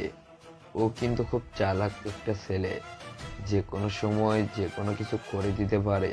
তাই যত তাড়াতাড়ি সম্ভব আমাদের একটা ব্যবস্থা করতে হবে, নাহলে কিন্তু আমাদের ও ধরে ফেলবে। আমি সবকিছু সাজিয়ে রেখেছি, তুমি কোনো চিন্তা করো না। তাড়াতাড়ি এখান থেকে চলে যাও, ওরা যে কোনো সময় চলে আসতে পারে। আমি আমার সবকিছু প্ল্যান মতো সাজিয়ে রেখেছি। এরপর রাফি সেখান থেকে চলে গেল। সাকিব তখন বসে হাসতে শুরু করলো এবং মনে মনে বলল, তুই ওদের থেকে অনেক বোকা রাফি। আমি কিভাবে প্ল্যান সাজিয়েছি সেটা যদি তুই বুঝতি তাহলে তুই আমার কাছে কোনোদিনও আসবি না। আমি তোকে ফুল ফাঁসিয়ে দিয়েছি, সবাই তোকে সন্দেহ করছে। আমার দিকে কোনো সন্দেহ নেই, তোকে এমনভাবে ফাঁসিয়ে দিয়েছি তুই আমাকে কোনোদিন ধরতেও পারবে না। তখন সাকিব রাফির পেছন পেছন যখন স্টেশন থেকে বের হচ্ছিল তখন দেখলো রাজ আর আনিকা এসে ঢুকছে। সাকিব তখন তাদের বিদায় জানিয়ে চলে আসলো সেই চায়ের দোকানদারের কাছে। এসে তাকে বলতে লাগলো, কি ব্যাপার রহিম ভাই, সবকিছু বুঝিয়ে বলছো তো ওই গোয়েন্দাকে? কোনোভাবে আমাকে সন্দেহ করতে দিলে চলবে না, সবাই যেন রাফিকে সন্দেহ করে। হ্যাঁ আপনি কোনো চিন্তা করবেন না, আমি সব কিছু বুঝিয়ে দিয়েছি। ওই অফিসার রাফিকে খুঁজবে, কোনোদিন আপনাকে সন্দেহ করবে না। এখন আপনি আমার টাকাটা দিয়ে দিন। সাকিব তখন তার পকেট থেকে বন্দুক বের করে সেই চায়ের দোকানদারকে গুলি করে দিল। এরপর বলল, সাকিব কোনোদিন নিজের কাজের প্রমাণ রাখে না। তুই বেঁচে থাকলে হয়তো আমাকে ফাঁসিয়ে দিতে পারিস, তাই তোকে মেরে ফেললাম। তুই আর কোনোদিন বাঁচতে পারবি না, আমার বিরুদ্ধে সাক্ষ্য দিতে পারবি না। আমি জানতাম রাজ বেঁচে আছে এবং সে সবকিছু প্ল্যান করছে। তাই ও যখন এই গ্রামে আসলো তখন এই চায়ের দোকানদার সহ সবাইকে বলে দিলাম যাতে রাজ কিছু জিজ্ঞাসা করলে রাফির কথা বলো। রাফি ছোটখাটো একটা ব্যবসা করে, তার এই ব্যবসা অনৈতিক হলেও খুব ছোট, কিন্তু তাদের আড়ালে যে আমার এত বড় ব্যবসা সেটা কেউ জানতো না। তখন সবাই রাফিকে সন্দেহ করছে, এদিকে আমি আমার কাজ চালিয়ে যাচ্ছি। এখন আমার একটাই টার্গেট, ওই রাজকে পৃথিবী থেকে তুলে দেওয়া। রাজ তখন আনিকাকে নিয়ে তার পুলিশ স্টেশনে ঢুকলো। রাজের সন্দেহ ঠিক হলো, রাফি এখানে বলতে এসেছিল সবকিছু। রাজ কোনোদিন কল্পনাও করতে পারেনি ও এই কাজ করতে পারে। তখন আনিকা রাজকে বলল, আমার বিশ্বাসই হচ্ছে না স্যার, নাহিদ এই কাজটা করতে পারে। নাহিদ যে সাকিব সেটা আমরা জানতাম না। ও প্রায় 1 বছর থেকে এখানে চাকরি করে। আমি আসার পর থেকে কোনোদিন তাকে সন্দেহ করতে পারিনি, এমনভাবে কাজ করে যাচ্ছে। এটাই অপরাধীদের আসল চেহারা, তাদেরকে সামনে থেকে চেনাই যায় না। ওরা আসল অপরাধী, কিন্তু আড়াল থেকে ওরা সব কাজ করে যায়। এখন আমাদেরকে সতর্ক থাকতে হবে, যে কোনো সময় যে কোনো কারো ক্ষতি হতে পারে। ঠিক আছে স্যার, আপনি কোনো চিন্তা করবেন না, আমি সতর্ক থাকবো। আপনিও সতর্ক থাকবেন, আপনার যে কোনো ক্ষতি হয়ে যেতে পারে। ওদের মেইন টার্গেট আপনি, আমি না। আপনাকে সবার প্রথমে মেরে ফেলতে চাইবে। কথাটা একটু করুণ চোখে বলল আনিকা। রাজ তখন তার দিকে তাকিয়ে আছে। সে এমনভাবে কথা বলছে যেন রাজ তার খুব আপনজন, রাজ তার খুব প্রিয় মানুষ। রাজ কি বলবে কিছুই বুঝতে পারছিল না। তখন তাকে বলল, এখন আর গ্রাম প্রধান সাহেবকে বলতে হবে না, আমাদেরকেই তুলে আনতে হবে রাফিকে কাজে লাগিয়ে নাহিদকে ধ্বংস করে দিতে হবে। আপনি কোনো চিন্তা করবেন না, রাফিকে আজকে রাতের মধ্যে অ্যারেস্ট করে নিয়ে আসবো। তবে তাকে এখানে নিয়ে আসলে নাহিদ দেখে ফেলবে এবং সব শেষ হয়ে যাবে। ওকে আপনার রেস্ট হাউসে নিয়ে যাব, ওখানে গিয়ে বেঁধে রাখবো। আচ্ছা ঠিক আছে, তুমি আজকের মধ্যে এগুলো সমাধান করো, আর এরপর আমাদেরকে মেন কাজে নামতে হবে। ঠিক আছে স্যার। রাজ তখন সেখান থেকে চলে আসলো রিফাতের কাছে সে তাদের মেইন অফিসে কল করার জন্য বলল। সেখানে তাদের কিছু কর্মকর্তা আছে, তাদের মধ্যে একজন হচ্ছে ইমরান। রাজ ইমরানকে কল করলো। ইমরানকে কল করে বলল, ইমরান, তোমাকে সতর্ক থাকতে হবে। আজকে তুমি সাকিবের মতো যত কারখানা আছে, যত মানুষ, যত আস্তানা, সবখানে আক্রমণ করে সাকিবকে আমরা টার্গেট করে ফেলেছি। ও কিছুই করতে পারবে না। আপনি কোনো চিন্তা করবেন না স্যার, আমি যত অফিসার আছে সবাইকে নিয়ে আক্রমণ করব, ওরা কিছুই করতে পারবেন না। আপনি শুধু সাকিবকে কন্ট্রোল করে রাখবেন, যাতে সাকিব কিছু করতে না পারে। তোমরা কোনো চিন্তা করবে না, আমি এদিকে সাকিবের ব্যবস্থা করছি। কিন্তু সাকিব যাতে শহরে কোনো খারাপ কাজ করতে না পারে সেই জন্য তোমরা শহরের যত কারখানা আছে সাকিবের সবগুলোতে তোমরা আক্রমণ করো। ওদের যত লোকজন আছে সবাইকে তোমরা অ্যারেস্ট করো। যদি ওদের লোকজন বেঁচে থাকে তাহলে ওরা সাকিবকে বদলা নেওয়ার চেষ্টা করবে, তাই ওদের আগে শেষ করে দিতে হবে। ওকে স্যার, আপনি কোনো চিন্তা করবেন না, আমি এদিকের ব্যবস্থা করে রাখছি। আপনি ওদিকে সব কিছু দেখে রাখুন, শহর নিয়ে আপনি কোনো চিন্তা করবেন না। রাজ তখন ফোনটা রেখে রিফাতকে বলল, রিফাত, আমাদেরকে এখন সতর্ক থাকতে হবে। আমাদের বন্দি করা হবে 2-1 দিনের ভিতরেই। কি বলছেন স্যার? আমাদেরকে বন্দি করা হবে কেন? আর কে আমাদেরকে বন্দি করবে? তুমি হয়তো ভুলে গেছো আমরা এই এলাকায় কেন এসেছিলাম, সাকিবকে ধরার জন্য। সাকিব সবার আড়ালে পালিয়ে বেড়ালেও আমার চোখে ফাঁকি দিতে পারেনি। মানে আপনি কি বলতে চাইছেন স্যার? আমাদের সামনেই সাকিব আছে? কে সাকিব বলুন? আমাদের আসার পর যে পুলিশ অফিসার নাহিদ রাফির কথা বলেছিল, ওই নাহিদই হচ্ছে আসল সাকিব। ও সবার আড়ালে থেকে সাকিব সবাইকে ক্ষতি করে বেড়ায়, কিন্তু কারোর সামনে আসে না। আমাদেরকে ওকে ধরতে হবে, এরপর ওর সকল কার্যক্রম বন্ধ করতে হবে। কি বলছেন স্যার? ওই অফিসারকে দেখে তো কোনো মতেই বোঝা যায় না ও সাকিব হতে পারে, কিন্তু ও যে আড়ালে এত কিছু করে বেড়াচ্ছে এটা কোনোদিন বোঝারই বাইরে ছিল। সত্যি স্যার, আপনার চোখ ফাঁকি দেওয়া অনেক কষ্টকর।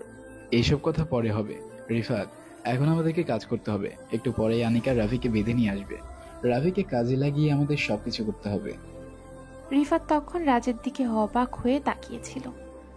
হয়তো রাজের প্ল্যানের কিছুই বুঝতে পারছে না। রাজ তখন মুচকি হেসে সেখানে দাঁড়িয়ে রইল। একটু পর আনিকা রাফিকে বেঁধে নিয়ে আসলো। রাজ তখন রাফিকে একটা চেয়ারের সাথে বেঁধে তার সামনে গিয়ে দাঁড়ালো এবং বলল, তুমি এত বোকা, এটা যদি আমি জানতাম তাহলে তোমাকে আগেই যদি অ্যারেস্ট করে ফেলতাম। তুমি কত বড় একটা অপরাধ করেছো, এরপরে তোমাকে আমরা ছেড়ে দিয়েছি শুধুমাত্র তোমার বাবার দিকে তাকিয়ে, কিন্তু তুমি এটার যোগ্য নও। তুমি এই সাকিবের সাথে হাত মিলিয়েছো। আপনারা ভুল করেছেন অফিসার, আমাকে অ্যারেস্ট করেছেন।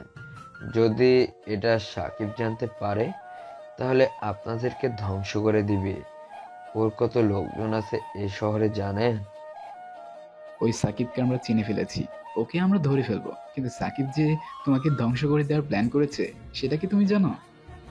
কি বলছেন? সাকিব এটা করতে পারে না। ওর সাথে আমার অনেক দিনের ব্যবসা, ও আমার কোনো ক্ষতি করতে পারে না। সাকিব অনেক স্বার্থপর একটা ছেলে, ও যে কারো ক্ষতি করে দিতে পারে। তোমরা কেউ চায়ের দোকানদারের মৃত্যুর কথা শুনেছ? চায়ের দোকানদারে কেউই ইনফরমার রেখেছিল, কিন্তু যখনই ওর কাজ শেষ হয়ে গেছে তখনই চায়ের দোকানদারকে মেরে ফেলেছে। রাফি তখন রাজের কথা শুনে কিছুক্ষণ চিন্তায় পড়ে গেল, এরপর বলল, এখন আমি কি করব স্যার? আমি তো সাকিবের সাথে কাজ না করেও কোনো উপায় নেই। ওর সাথে যে একবার কাজ করতে শুরু করে আর কোনোদিন ওর সাথে বেইমানি করা যায় না। এখন তোমাকে আমি যেটা বলি সেটা শোনো। তুমি আমার কথা মতো কাজ করলে তোমার কোনো ক্ষতি হবে না, তাই আমার কথা মতো কাজ করো, তুমি নিরাপদে থাকবে। বলুন স্যার, সাকিব যদি সত্যি আমার সাথে বেইমানি করার চেষ্টা করে তাহলে আমি ওকে ধ্বংস করে দিব। ও আমার সাথে এতদিন ধরে কাজ করেছে, আর আমার সাথে বেইমানি করলে ওকে আমি শেষ করে দিব। তুমি যতটা সহজ মনে করেছো ততটা সহজ নয়। সাকিব তোমার সাথে অনেক বড় একটা গেম খেলছে, তোমাকে সবার চোখে অপরাধী বানিয়ে ফেলেছে। এখন তোমাকে সাকিবের উপর প্রতিশোধ নিতে হবে। আমি কিভাবে আমার উপর প্রতিশোধ নেব আমাকে শুধু শিখিয়ে দিন। আমি ওকে ধ্বংস করে দিব। ও আমার সাথে বেইমানি করেছে, ওর এই পৃথিবীতে বেঁচে থাকার কোনো অধিকার নেই।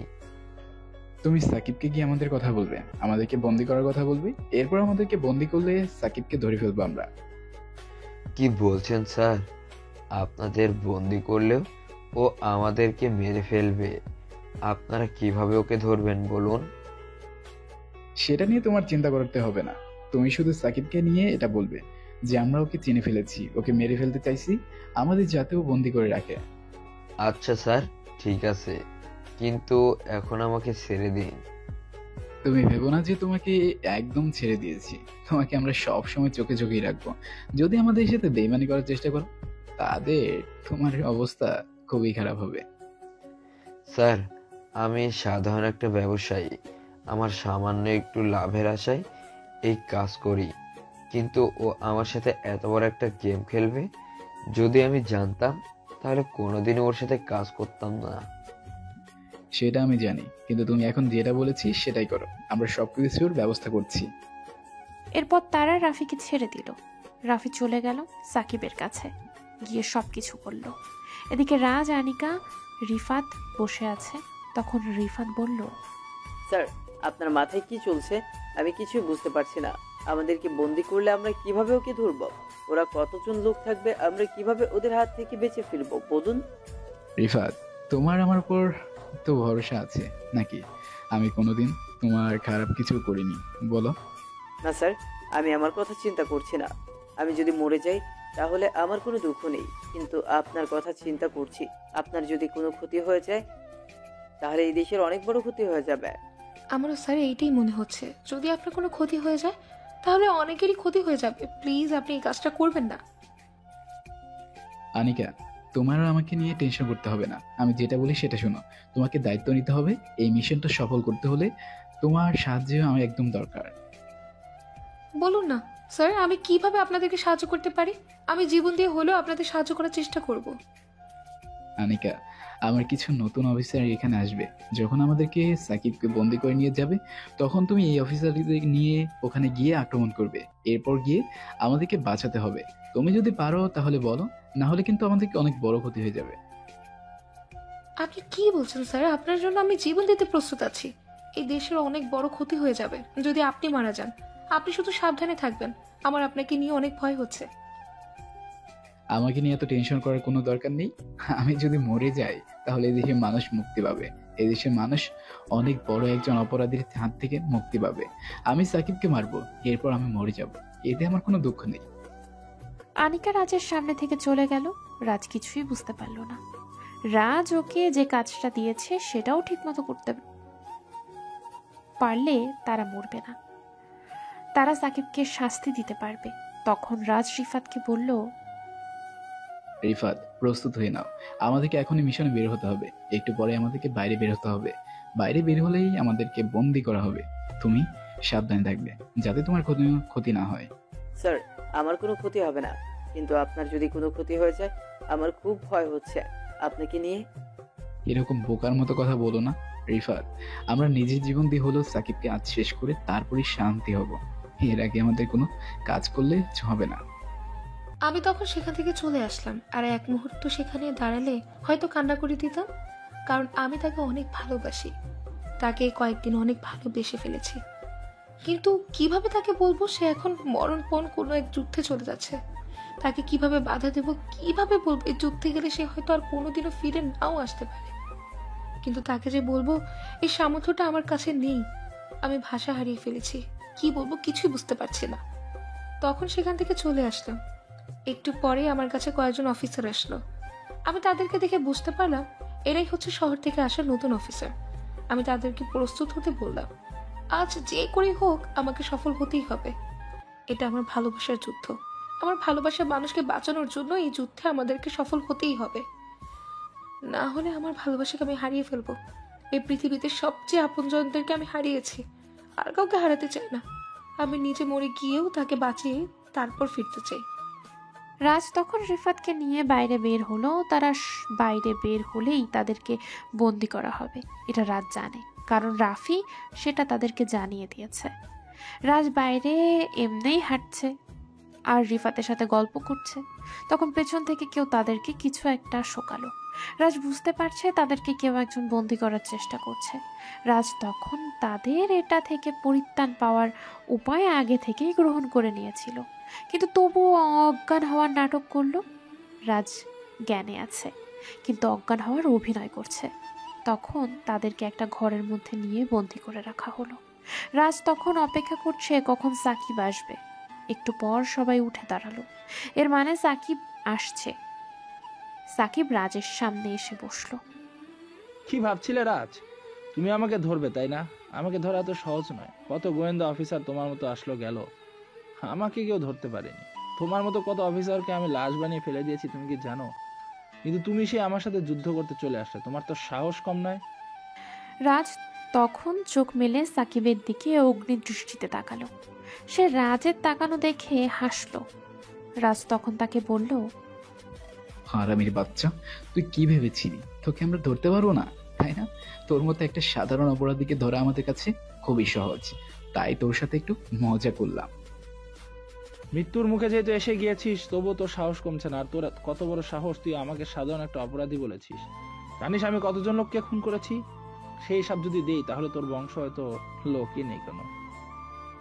তাহলে আমি যদি কতজন অপরাধীকে ধরেছিস তার হিসাব দেই, তাহলে তুই এই দেশেও একজন লোক হবে না। তুই আমাকে ধরে এনেছিস, তাই না? সাকিব তখন রাজের হাতের উপরে কিছু একটা দিয়ে আঘাত করলো। রাজ অনেক ব্যথা পেল। তাকিয়ে দেখে একটা রডের টুকরো রাজের হাত প্রায় ভেঙে গেছে এমন অবস্থা। তখন সাকিব রিফাতের দিকে এগিয়ে গেল। রিফাত তখন বলল, এই শুয়োরের বাচ্চা, তোর সাহস কি করে হয় স্যারের গায়ে আঘাত করার? তোর মারার ইচ্ছেও দে, আমাকে মার, দেখি তোর কত বড় সাহস। তুই আমাকে মেরে ফেল, তবুও স্যারকে কিচ্ছু করবি না। তুই যে একটা চামচা সেটা আমি আগে থেকেই জানি। তোর এত মায়া কিসের জন্য? এই ছেলেটার জন্য। এই ছেলেটার কারণে তুই আজ মৃত্যুর মুখে চলে এসেছিস। তোকে কতবার বলেছি আমাদের সাথে কাজ করতে, কিন্তু তুই ওই ছেলেটার সাথে কাজ করেছিস। তোর সাহস কম নয়? কুত্তার বাচ্চা, তুই কিভাবে ভাবলি আমি আমার দেশের সাথে বেইমানি করব? আমি যদি মরেও যাই তবু আমার দেশের সাথে বেইমানি করব না। আমাদের মৃত্যু যদি একজন অপরাধী ধরা পড়ে তাহলে আমরা মৃত্যুকে বরণ করে নেই নির্দ্বিধায়। এত প্রেম এই দেশের জন্য? তাহলে মর, মর আজকে। তোরা এতদিন মরিসনি, কিন্তু আজ আমার হাতে মরবি। ওদের মতো কত অফিসারকে আমি মেরে ফেলেছি, তার কোনো হিসাব আছে? তোর যখন এতই পাওয়ার তাহলে আজকে আমাদেরকে মেরে দেখা। যদি তুই আমাদেরকে মারতে পারিস তাহলে বুঝবো তুই একজন অপরাধী, না হলে তো তোর মতো একটা কাপুরুষকে আমরা কোনোদিন অপরাধী মানবো না। তোরা কি ভেবেছিস তোরা আমাকে এরকম করে কথা বলবি আর আমরা তোকে এভাবে মেরে ফেলবো? তোদেরকে আমি এমন ভাবে মারবো পুরো পৃথিবী তোদেরকে দেখে ভয় পেয়ে যাবে। আরে বোকা, আমাদেরকে মারা এত সহজ নয়। আমরা কোনো সাধারণ অফিসার নই, আমরা গোয়েন্দা সংস্থার সবচেয়ে ভয়ঙ্কর দুজন অফিসার। তুই পারলে আমাদেরকে মেরে দেখা। তোদের মরার এত শখ কেন? এত তাড়াতাড়ি মরে যেতে চাস? তাহলে মর তোরা। আনিকা তখন চলে এসেছে। এসে দেখলো সাকিব রাজকে গুলি করার জন্য বন্দুক উঠিয়েছে। তখন আনিকা সাকিবের হাতে গুলি করে দিল। রাজ তখন হাসতে হাসতে বলল, কি বলেছিলাম আমাকে মারা এত সহজ নয়। এ দেখ, আমার অফিসাররা চলে এসেছে। তুই কে ভেবেছিলি আমরা জানতে পারবো না? তুই আমাদের ফাঁদে পা দিয়ে ফেলেছিস। তুই ভেবেছিস তুই আমাদেরকে বন্দি করেছিস? না, আমরা তোর হাতে ইচ্ছে করে বন্দি হয়েছি। আমার সাথে এত বড় বিশ্বাসঘাতকতা কে করলো? কে আমাকে পরিচয় করিয়ে দিল? আমার পরিচয় পাওয়ার যোগ্যতা তো তোদের নেই। তোর মতো একটা সাধারণ অপরাধীর পরিচয় পেতে আমাদের এত সময় লাগে না, কিন্তু তুই আমাদের সাথে অনেক খেলা করে ফেলেছিস। কিন্তু আজকে তোর সাথে এমন খেলা খেলেছি আমরা যে তোকে বোকা বানিয়ে আমরাই তোকে আমাদের ফাঁদে পা দিতে বাধ্য করেছি। সাকিব পড়ে যাচ্ছিল গুলি লাগার ফলে, অনেক রক্ত বের হচ্ছে। তখন রাজ তাকে বন্দি করল। রাজ তার অফিসারদেরকে দিয়ে তাকে শহরের আদালতে পাঠিয়ে দিল। পুরো দেশে এটা নিয়ে আলোচনা হচ্ছে। বিভিন্ন পর্যায় থেকে রাজকে অভিনন্দন জানানো হচ্ছে। আজকে রাজের এই এলাকায় শেষ দিন হতে চলেছে। কাল সকালে হয়তো শহরে চলে যাবে, সেজন্য রাতে বসে আছে। রিফাতও চলে গেছে। তখন আনিকা আসলো, অনেক মন খারাপ দেখাচ্ছে তাকে। রাজ কি তার ভালোবাসার কথা তাকে বলে দেবে নাকি বলবে না? আজকে তো শেষ দিন, যদি না বলে তাহলে হয়তো আর বলতেও পারবে না। যা হবার হবে। তখন রাজ আনিকাকে বলল, আনিকা, তোমাকে আমার কিছু কথা বলার আছে। বলুন স্যার, কি বলবেন? জানি না কে তুমি, চেষ্টা করিনি কখনো জানতে। জানি না থাকো কোথায়, হয়তো এই দেশে কোনো এক প্রান্তে। দেখিনি তোমায় কখনো। হয়তো তুমি অষ্টদেশী কোনো তরুণী, কিংবা লেখকের উপন্যাসের যত্নে করা কোনো মায়াবী। হয়তো তোমার টানা টানা দুটি চোখে পৃষ্ঠে লুটায় কালো বেশ, কাজলের আঁচল চোখের তারায় মানায় বেশ। হয়তো তোমার কণ্ঠ জুড়ে সুর মিষ্ট সুর করে খেলা মায়াবিনী। হয়তো মুখখানি দেখে লুটায় শান্ত বেলা। যদিও বা হয়তো দেখাবো না তোমায়, তবুও পড়েছি প্রেমে। আমি যে শুধু মুগ্ধ হয়েছি দুর্বোধ্য তোমার নামে। ফিরিয়ে তুমি ভেবে কি আমায় কখনো যদি আমাকে শোধায়? যাবে কি দূরে চলে তুমি যদি ভালোবাসি বলি তোমায়? আমার স্পর্শে কি তোমার হৃদয়ে বৃষ্টি কখনো হয়? না বলো না কিছুই তুমি যদি ভালোবাসি বলি তোমায়। আমি চাই শুধু তোমার হতে, তোমার নিঃশ্বাসে বিশ্বাসে। আমার সবকিছু তোমার হাতে, চাইলেই নিতে পারো প্রাণ আমার। একাকী নিঃসঙ্গ জীবন তোমারই করে নেবে কি আপন। তোমারই পাশে মনেরই আকাশে রেখো আমায় আপন করে। আর তো কিছু চাই না আমি। আমি তখন কি বলবো ভাষা হারিয়ে ফেলেছি। তাকে ঝাপটে জড়িয়ে ধরলাম, কান্না করছি। ভয় লাগছিল হারিয়ে ফেলার। আর কোনো ভয় নেই, আমি তোমার হয়ে গেছি। তখন সে রাজকে জড়িয়ে ধরে বসেছিল। রাতটা এভাবেই কেটে যায়। পরদিন সকালে রাজ আনিকাকে বলল, এবার তো আমাকে যেতে হবে। আমি আবার আসবো এখানে তোমাকে নিয়ে দিতে। না, আমি যেতে দিব না, প্লিজ। আপনি আরো একটা দিন থাকেন। আমি আজকে পুলিশের চাকরি থেকে রিজাইন দিয়ে আপনাকে বিয়ে করতে চাই। কিন্তু চাকরি ছাড়বো কেন? না, আমি আপনার পাশে থাকতে চাই। প্লিজ, না করবেন না। ওকে, সমস্যা নেই, তাহলে আজকে বিয়েটা করে নিই। চলেন তাহলে। এরপর নীরবে তাদের বিয়েটা সম্পন্ন হলো। রাতের ট্রেনে বসে আছে রাজ এবং আনিকা। আনিকা রাজকে জড়িয়ে ধরে আছে। রাজের পুরা কপাল বাসরটা হলো না, তবে আগামীতে হবে। সবকিছু হারিয়ে হলেও রাজ সফল হয়েছে। সত্যি বলতে অবিরাম চেষ্টা করলে মানুষ এমনিতেও সফল হয়। তাই চেষ্টা করতে থাকুন, সফলতা আসবে নিশ্চয়। আর সমাজ থেকে সকল অপরাধ সরিয়ে সমাজকে গড়ে তুলুন। সমাজের মতো করে সবাই ভালো থাকুন। নিজের প্রিয় মানুষটাকে নিয়ে প্রিয় মানুষটার খেয়াল রাখুন। এই দেশটা আমাদের আরেকটা মা। আমরা মাকে যতটা ভালোবাসি, ঠিক ততটাই যেন আমাদের দেশটাকে ভালোবাসি। এটাই সবার কাছে প্রত্যাশা। দেখা হবে পরবর্তী কোনো গল্পতে। সেই পর্যন্ত সবাই ভালো থাকুন, সুস্থ থাকুন।